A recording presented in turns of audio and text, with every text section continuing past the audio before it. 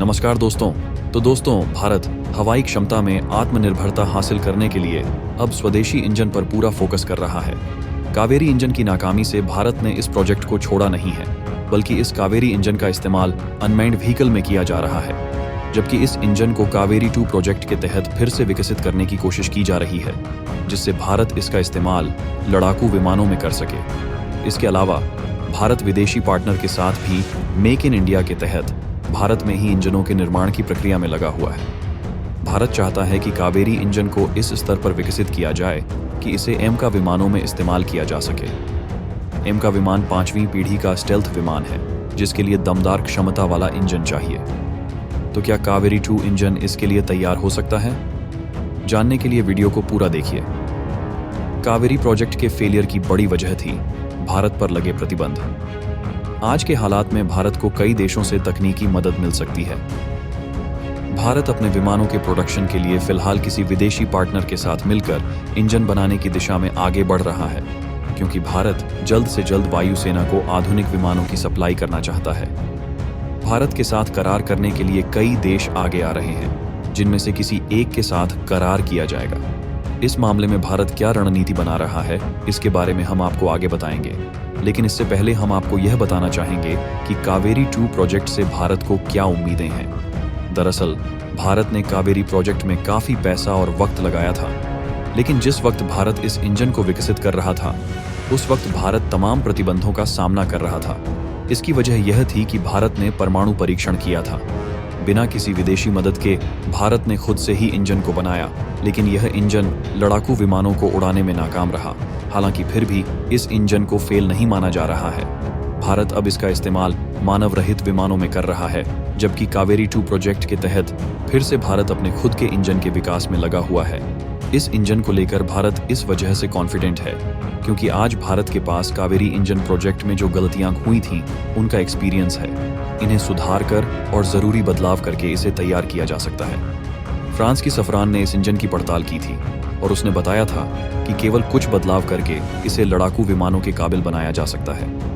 भारत इस मामले में किसी पार्टनर से मदद लेता है तो यह प्रोजेक्ट जल्दी पूरा हो सकता है, जबकि भारत के अंदर अब इसके लिए लगातार इकोसिस्टम मजबूत होता जा रहा है।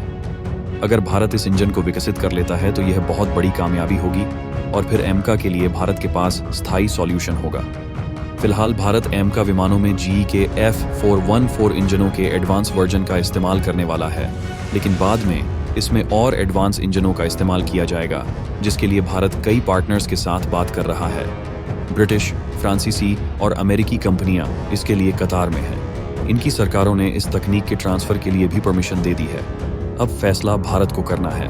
भारत इस करार के लिए किसी तरह की पाबंदी नहीं चाहता है, मतलब तकनीकों का पूरा ट्रांसफर हो, इंजनों का प्रोडक्शन भारत में ही हो, जबकि भारत इसके लिए सप्लाई चेन स्थापित करने सहित हर तरह की मदद भी चाहता है। विमानों के तेजी से प्रोडक्शन के लिए विदेशी पार्टनर से डील जरूरी है। भारत में ही विदेशी जेट इंजनों का पूरा स्वदेशीकरण किया जाएगा। भारत भले ही किसी देश से तकनीकी का करार करके इनका प्रोडक्शन करेगा, लेकिन इनके हर पुर्जे का वह स्वदेशी भी करेगा। विदेशी कंपनी भारत की कंपनी के साथ मिलकर भारत में ही इंजनों का प्रोडक्शन करेगी। इन इंजनों के लिए जरूरी हर कंपोनेंट को भारत में ही बनाया जाएगा। इसके लिए जरूरी चीजों की सप्लाई चेन बनाकर इनका प्रोडक्शन किया जाएगा, जिससे भारत इन इंजनों के लिए पूरी तरह से आत्मनिर्भर होगा और जरूरत पड़ने पर वह इनका मेंटेनेंस भी कर सकेगा।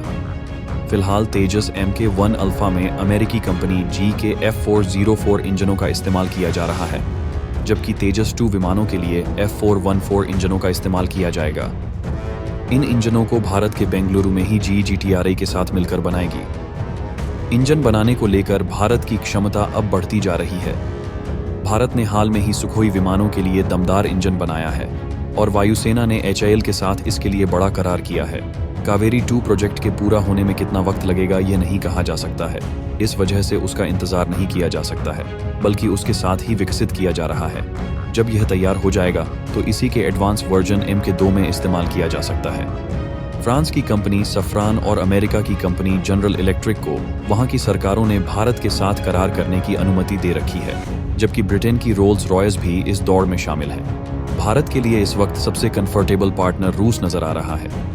भारत की नज़र रूस के उस इंजन पर है जिसका इस्तेमाल उसने अपने सुखोई 57 विमानों में किया है।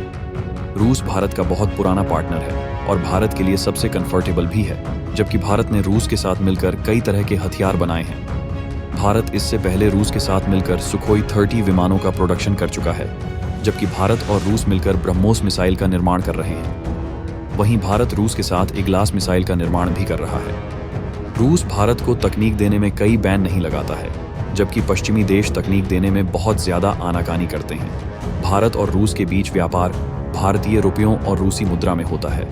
भारत रूस के इतने करीब है कि तमाम पश्चिमी प्रतिबंधों के बावजूद उसे हथियारों के लिए ताबड़तोड़ तकनीकी सामानों का निर्यात कर रहा है, जबकि उसे घातक हथियारों की सप्लाई भी कर रहा है। दोनों ने इसके लिए सीक्रेट रूट तलाश लिया है।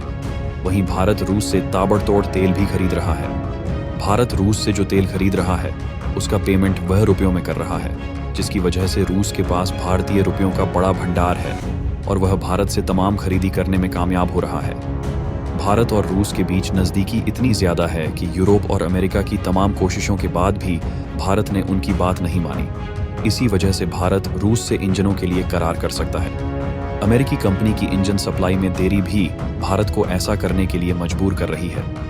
अगर अमेरिकी कंपनी वक्त पर इंजन डिलीवर कर देती तो भारत पश्चिम पर भरोसा कर सकता था, लेकिन अमेरिका तकनीकी के लिए तमाम नीतियों में भी भारत का समर्थन चाहता है, जबकि भारत अपनी स्वतंत्र विदेश नीति रखता है और वह किसी के दबाव में फैसला नहीं करता है। रूस इस मामले में भारत पर कोई दबाव नहीं बनाता है। पहले जरूर भारत पर इस बात का दबाव रहता था कि वह रूस के खिलाफ ना जाए, लेकिन आज हालात बदल चुके हैं। तमाम मामलों में दोनों देशों की अलग नीतियां हैं। ऐसा इजराइल के मामले में भी देखा जा सकता है।